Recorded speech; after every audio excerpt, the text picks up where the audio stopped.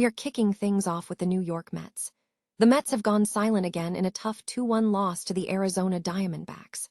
Clay Holmes and the bullpen kept them in the game, but the offense simply couldn't deliver, with 13 consecutive Mets batters retired to close out the contest. This is what it looks like as the Mets climb to 15-23 on the season, and we dive into the details of this disappointing performance right now.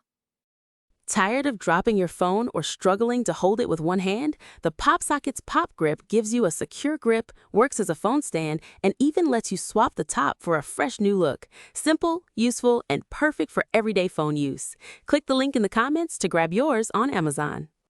Next up, we look at the harsh reality facing the New York Mets. Rival executives are delivering brutal analysis, suggesting there is virtually no chance for the Mets to turn their 2026 season around.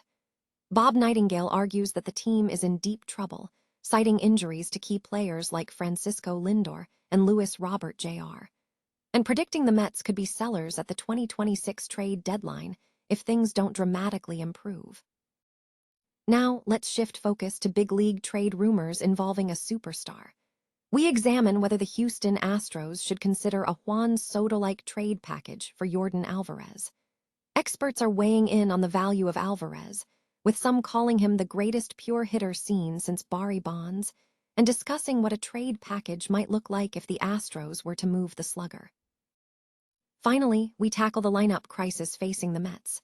Should the New York Mets move Juan Soto out of the leadoff spot, with key players like Jorge Polanco and Luis Robert Jr.? Still sidelined, the team has been forced into desperate moves, and the results haven't been good. We explore alternatives like Marcus Semien and Bo Bichette, and we tell you what the future holds for the Mets offense as we wrap up this edition. The New York Mets suffered another disappointing defeat, falling 2-1 to the Arizona Diamondbacks in the second game of their 3-game series. The offense struggled significantly against Arizona starter Merrill Kelly, recording only 3 hits and failing to generate meaningful offense.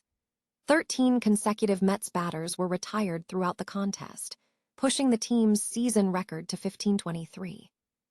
The offensive struggles are compounded by key absences, including Francisco Lindor, Luis Robert Jr., and Jorge Polanco.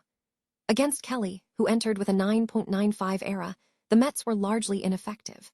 The only run scored came early in the second inning when Brett Baty hit a double that drove in Marcus Semien, giving the Mets an early 1-0 lead. However, the offense stalled thereafter, yielding only one additional hit, a double by Tyrone Taylor in the 5th inning. Following this, Kelly intentionally walked Juan Soto, who was left hitless for the 4th time in his last 6 games, and Bo Bichette flew out, ending the team's last significant rally. Despite the overall offensive slump, Juan Soto began the day strongly, posting a .338 batting average and a .538% slugging percentage over his first 18 games. However, his recent performance has been inconsistent. The team is keenly watching Soto to regain his form as they fight to improve their standing. On the mound, Clay Holmes battled through early challenges, but ultimately struggled to support the lineup. The Diamondbacks broke through in the 3rd inning, with Corbin Carroll and Geraldo Perdomo driving in runs before Ildemaro Vargas singled to score Carroll and Perdomo. Holmes managed to pitch 6 strikeouts, but was ultimately credited with a hard-luck loss due to the offense's lack of support. The Diamondbacks will send Eduardo Rodriguez to close out the series on Sunday, while the Mets will rely on a bullpen game featuring Huascar Brazoban as the starter.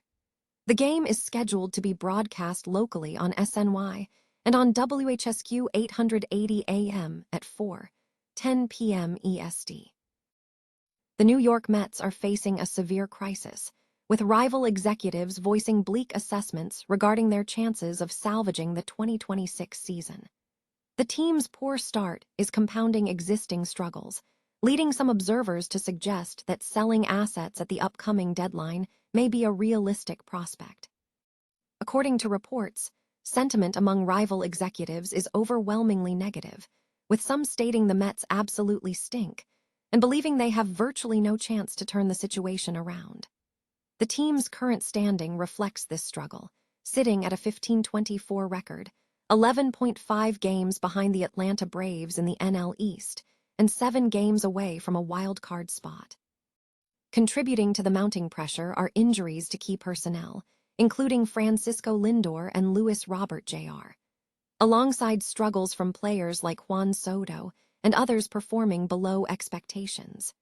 Despite the possibility of a turnaround, the current outlook is grim, with analysts suggesting that without immediate improvement, the Mets could face significant roster upheaval. The Houston Astros' Yordan Alvarez is rapidly ascending in value, sparking significant trade speculation as the team navigates a challenging season. A surge in performance during the 2026 season, coupled with current team struggles, has fueled questions about whether the Astros would consider trading the slugger. Bob Nightingale recently addressed the potential trade landscape in his latest MLB trade deadline analysis, offering insight into what a package for Alvarez might entail. Nightingale cited endorsements from both scouting and executive perspectives to support his commentary. A veteran scout hailed Alvarez as an elite talent, stating, "He's the greatest pure hitter I've seen in this game since Barry Bonds. This guy is unbelievable. He's the best pure hitter in the game, and it's not close." An executive echoed this sentiment, suggesting that if the Astros were offered a compelling package, they would likely receive something superior to what the Nationals acquired for Juan Soto. Despite the high valuation, Nightingale remains cautious.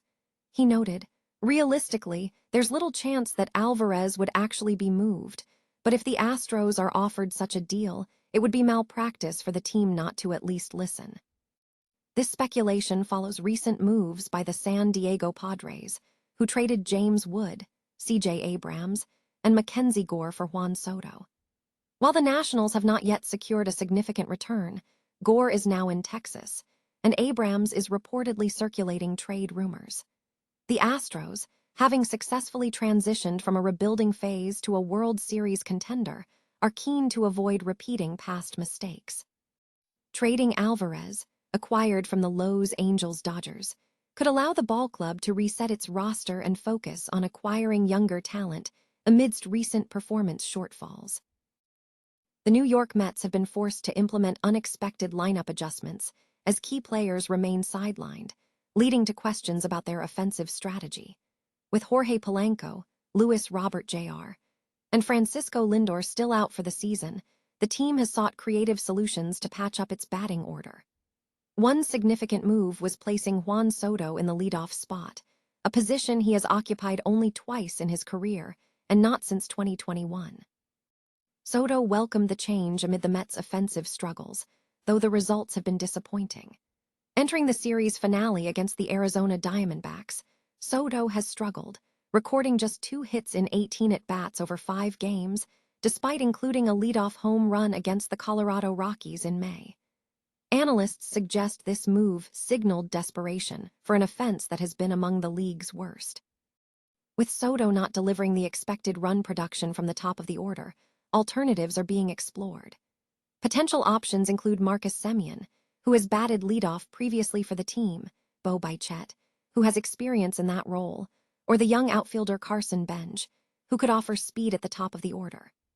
Ultimately, experts suggest that if Soto is not the solution until Lindor returns, a further change to the lineup may be necessary to reignite the Mets' offense.